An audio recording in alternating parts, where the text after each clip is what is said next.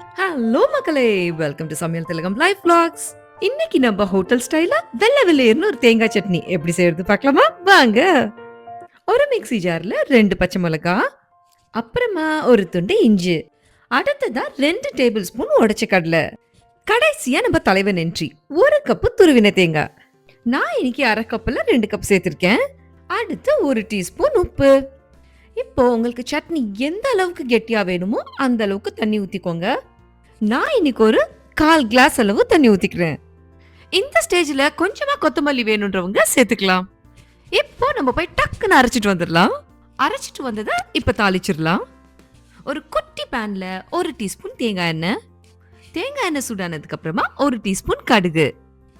கடுகு நல்லா பொரியிற வரைக்கும் வெயிட் பண்ணுங்க.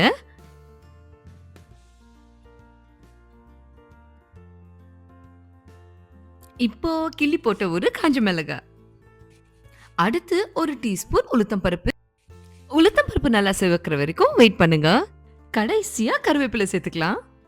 அவ்வளோதாங்க. இப்ப சட்னி மேல இதை கொட்ட வேண்டியதுதான்.